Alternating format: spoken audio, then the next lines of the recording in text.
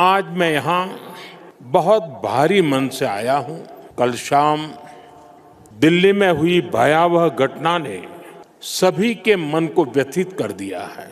मैं पीड़ित परिवारों का दुख समझता हूँ। आज पूरा देश उनके साथ खड़ा है।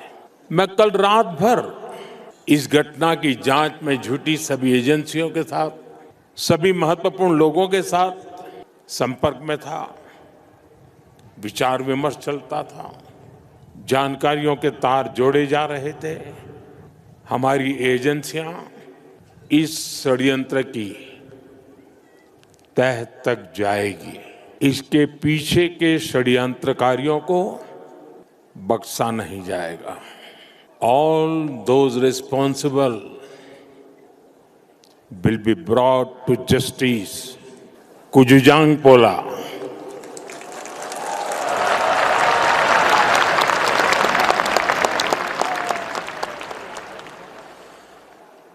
आज का दिन भूटान के लिए, भूटान के राज परिवार के लिए और विश्व शांति में विश्वास रखने वाले सभी लोगों के लिए बहुत अहम है। सदियों से भारत और भूटान का संबंध बहुत ही गहन, आत्मीय और सांस्कृतिक नाता रहा है और इसलिए इस महत्वपूर्ण अवसर पर शामिल होना भारत का और मेरा कमिटमेंट था। लेकिन आज मैं यहाँ बहुत भारी मन से आया हूँ। कल शाम दिल्ली में हुई भयावह घटना ने सभी के मन को व्यथित कर दिया है। मैं पीड़ित परिवारों का दुख समझता हूं। आज पूरा देश उनके साथ खड़ा है। मैं कल रात भर इस घटना की जांच में जुटी सभी एजेंसियों के साथ, सभी महत्वपूर्ण लोगों के साथ संपर्क में था। विचार विमर्श चलता था, जानकारियों के तार जोड़े जा रहे थे। हमारी एजेंसियां इस षड्यंत्र की तह तक जाएगी। इसके पीछे के षड्यंत्रकारियों को बख्शा नहीं जाएगा। All those responsible will be brought to justice.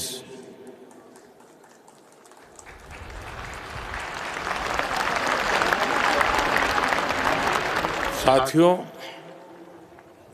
आज यहां एक तरफ गुरु पद्म संभव के आशीर्वाद के साथ ग्लोबल पीस प्रेयर फेस्टिवल का आयोजन हो रहा है। दूसरी ओर भगवान बुद्ध के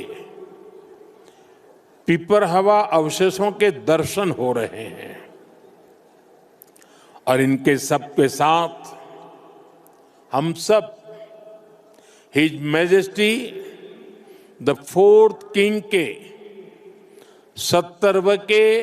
70वें जन्मदिन समारोह का साक्षी बन रहे हैं।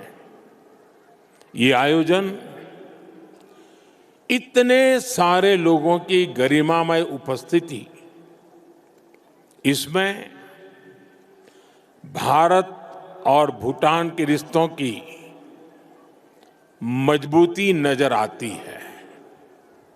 साथियों, भारत में हमारे पुरखों की प्रेरणा है वसुधैव कुटुंबकम, यानी पूरा विश्व एक परिवार है। हम कहते हैं सर्वे भवन्तु सुखिनः, यानी इस धरती पर सभी सुखी रहें। हम कहते हैं द्यो शांति ही अंतरिक्षम शांति ही पृथ्वी शांति ही आपः शांति ही औषधय शांति ही, अर्थात संपूर्ण ब्रह्मांड, आकाश, अंतरिक्ष, पृथ्वी, जल, औषधियां, वनस्पतियां और सभी जीवित प्राणियों में शांति व्याप्त हो। अपनी इन्हीं भावनाओं के साथ भारत भी आज भूटान के इस ग्लोबल पीस प्रेयर फेस्टिवल में शामिल हुआ है। आज दुनिया भर से आए संत एक साथ विश्व शांति की प्रार्थना कर रहे हैं और उसमें 140 करोड़ भारतीयों की प्रार्थनाएं भी शामिल है। वैसे यहां बहुत लोगों को पता नहीं होगा, वडनगर, जहां मेरा जन्म हुआ, बौद्ध परंपरा से जुड़ी एक पुण्य भूमि रही है और वाराणसी जो मेरी कर्मस्थली है वो भी बौद्ध श्रद्धा का शिखर स्थल है। इसलिए इस समारोह में आना विशेष है। मेरी प्रार्थना है कि शांति का ये दीप भूटान के, विश्व के हर घर को आलोकित करे। साथियों, भूटान के his majesty the fourth king का, उनका जीवन, विजडम, सिंप्लिसिटी, करेज और राष्ट्र के प्रति सेल्फलेस सर्विस का संगम है। उन्होंने 16 वर्ष की बहुत छोटी आयु में ही बड़ी जिम्मेदारी संभाली, अपने देश को एक पिता जैसा स्नेह दिया और अपने देश को एक विजन के साथ आगे बढ़ाया।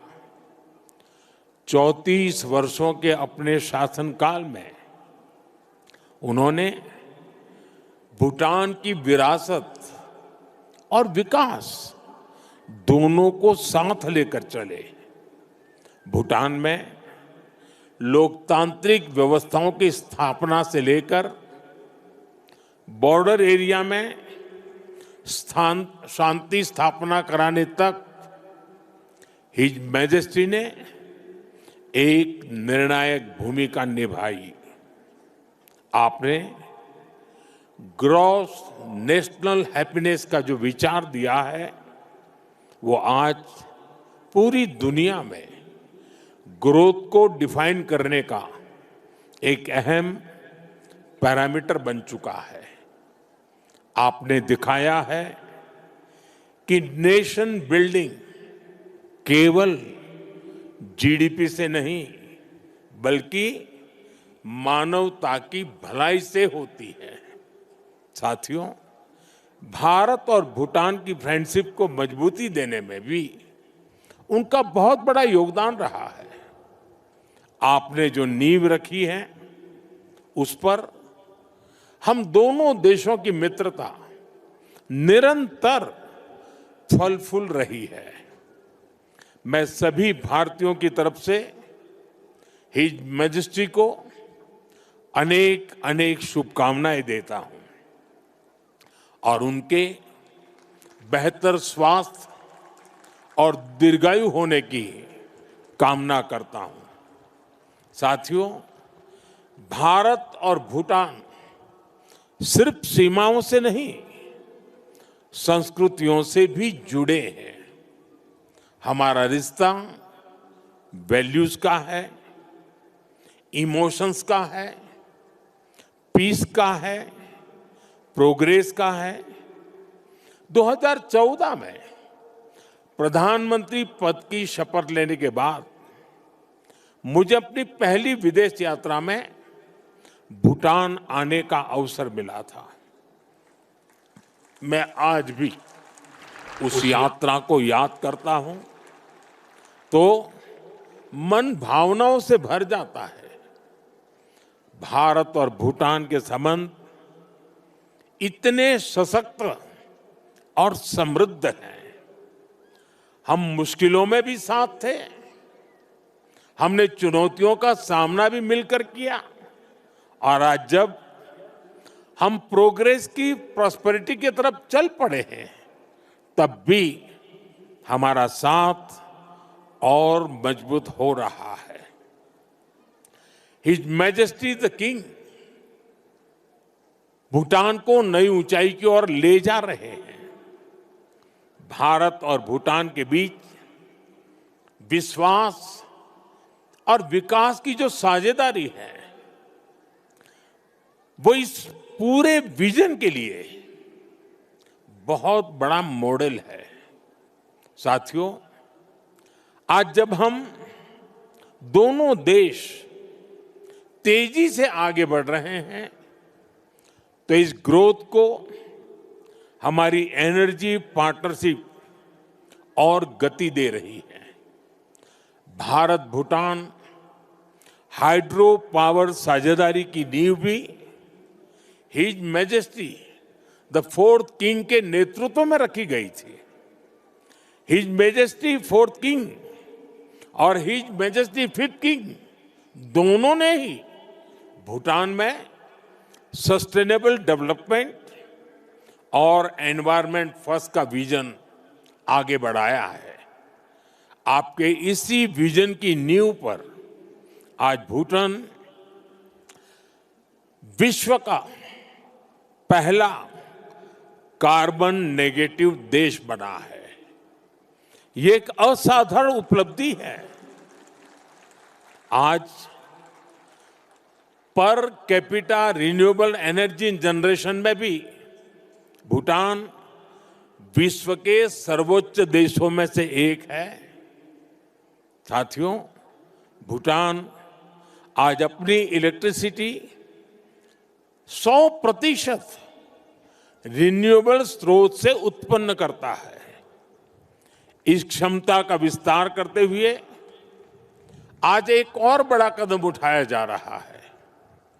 आज भूटान में 1000 मेगावाट से अधिक का एक नया हाइड्रो इलेक्ट्रिक प्रोजेक्ट लॉन्च कर रहे हैं, जिससे भूटान की हाइड्रो पावर कैपेसिटी में 40% की बढ़ोतरी हुई है। इतना ही नहीं, लंबे समय से रुके हुए एक और हाइड्रो इलेक्ट्रिक प्रोजेक्ट पर भी फिर से काम शुरू होने जा रहा है। और ये हमारी पार्टनरशिप सिर्फ हाइड्रो इलेक्ट्रिक तक सीमित नहीं है। अब हम सोलर एनर्जी में भी एक साथ बड़े कदम उठा रहे हैं। आज इससे जुड़ी अहम समझौते भी हुए हैं। साथियों, आज एनर्जी कोऑपरेशन के साथ साथ भारत और भूटान की कनेक्टिविटी बढ़ाने पर भी हमारा फोकस है। हम सभी जानते हैं, connectivity creates opportunity and opportunity creates prosperity. इसी लक्ष्य के साथ आने वाले समय में गैलेफू और सामर्थ्य शहरों को भारत के विशाल रेल नेटवर्क से जोड़ने का फैसला लिया गया है। इस प्रोजेक्ट के पूरा होने से यहाँ की इंडस्ट्री का, भूटान के किसानों का, भारत के विशाल मार्केट तक एक्सेस और आसान हो जाएगा। साथियों, रेल और रोड कनेक्टिविटी, इसके साथ साथ हम बॉर्डर इंफ्रास्ट्रक्चर पर भी तेजी से आगे बढ़ रहे हैं। हिज मैजेस्टी ने जिस गैलेफू माइंडफुलनेस सिटी के विजन पर काम शुरू किया है, भारत उसके लिए भी हर संभव सहयोग कर रहा है। मैं आज इस मंच से एक और महत्वपूर्ण घोषणा कर रहा हूं। आने वाले समय में भारत गैलेफू के पास इमिग्रेशन चेक पॉइंट भी बनाने जा रहा है, ताकि यहां आने वाले विजिटर्स और इन्वेस्टर्स को इससे और सुविधा मिल सके। साथियों, भारत और भूटान की प्रगति और समृद्धि एक दूसरे से जुड़े हुए हैं और इसी भावना से भारत सरकार ने पिछले वर्ष भूटान के 5 ईयर प्लान के लिए 10,000 करोड़ रुपीस सहयोग की घोषणा की थी। ये फंड रोड से लेकर एग्रीकल्चर तक, फाइनेंस से लेकर हेल्थ केयर तक, ऐसे हर सेक्टर में उपयोग हो रहा है, जिससे भूटान के नागरिकों की ईज ऑफ लिविंग बढ़ रही है। बीते समय में भारत ने ऐसे कई मेजर्स लिए हैं, जिससे भूटान के लोगों को एसेंशियल आइटम्स की निरंतर सप्लाई मिलती रहे। और अब तो यहां यूपीआई पेमेंट्स की सुविधा का भी विस्तार हो रहा है। हम इस दिशा में भी काम कर रहे हैं कि भूटान के नागरिकों को भी भारत आने पर यूपीआई सुविधा मिले। साथियों, भारत और भूटान के बीच की इस मजबूत पार्टनरशिप का सबसे ज्यादा फायदा हमारे यूथ को हो रहा है। His majesty national service voluntary service और इनोवेशन को लेकर बेहतरीन काम कर रहे हैं और हिज मैजेस्टी का यूथ को एम्पावर करने का जो विजन है, उन्हें टेक एनेबल बनाने की जो सोच है, उससे भूटान का युवा बहुत बड़े लेवल पर इंस्पायर हो रहा है। Education, innovation, skill development, sports, space, culture, ऐसे अनेक सेक्टर्स पे भारत भूटान के युवाओं के बीच सहयोग बढ़ रहा है। आज हमारे युवा साथ मिलकर एक सैटेलाइट भी बना रहे हैं। भारत और भूटान दोनों के लिए यह बहुत महत्वपूर्ण अचीवमेंट है। साथियों, भारत और भूटान के संबंधों की एक बड़ी शक्ति हमारे लोगों के बीच का आत्मिक संबंध है। 2 महीने पहले भारत के राजगीर में रॉयल बोटानिस्ट टेम्पल का उद्घाटन हुआ है। अब इस प्रयास का भारत के अन्य हिस्सों में भी विस्तार हो रहा है। भूटान के लोगों की इच्छा थी कि वाराणसी में बोटानिस्ट टेम्पल और गेस्ट हाउस बने।